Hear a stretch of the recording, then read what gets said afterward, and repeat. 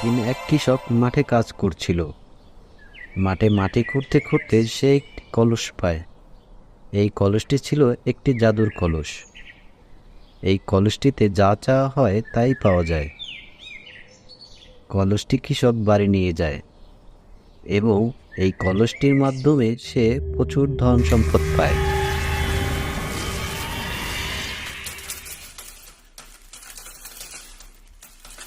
আস্তে আস্তে কৃষক অনেক বড়লোক হয়ে যায়। একদিন এক চোর কলসটি চুরি করে নিয়ে যায়। চোরটি অধিক সম্পদের আশায় কলসটি ভেঙে ফেলে এবং দেখতে পায় কলসটির ভিতর কিছুই নেই। তাই সে বুঝতে পারে অতিলোভ করলে জীবনে সব কিছুই হারাতে হয়। বন্ধুরা, এমন সুন্দর সুন্দর ভিডিও পেতে চ্যানেলটি সাবস্ক্রাইব করো এবং লাইক দিয়ে পাশে থাকো।